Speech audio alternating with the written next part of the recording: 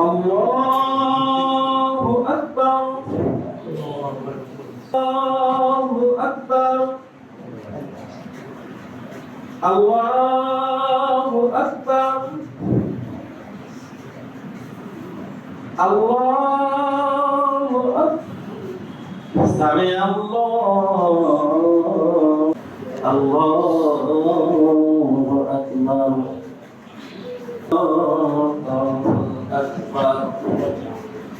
এবং রাহমাতুল্লাহ। আসসালামু আলাইকুম ওয়া রাহমাতুল্লাহ।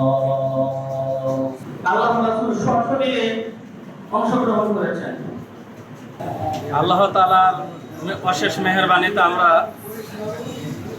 ঈদুল আজহা উদযাপন করলাম, কিন্তু এই ঈদ আমাদের জীবনে ঈদ আমরা বলতে পারছি না এই কারণে যে সারা বিশ্বে মুসলিমরা আজকে বিভিন্ন দেশে বিভিন্নভাবে নির্যাতিত। এই কারণে আমরা ঈদের যে প্রকৃত আনন্দ এটা কিন্তু আমরা সেলিব্রেট করতে পারছি না।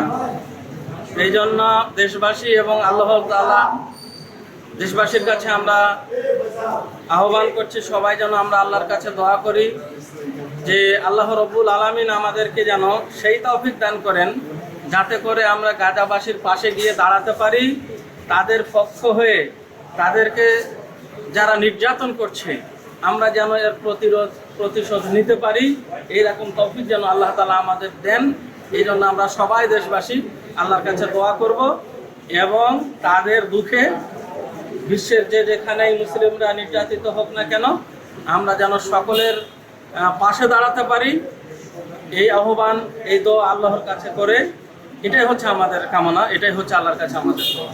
আজকে ঈদুল আজহার নামাজ পড়লাম সারা পৃথিবীর মুসলমানদের সাথে একত্র মিলিয়ে, এবং আমরা আমাদের এই সারা বছরের আমাদের যে ত্যাগ তিতিক্ষা, আমাদের নিজের নফসের কুরবানি করবো আজকে।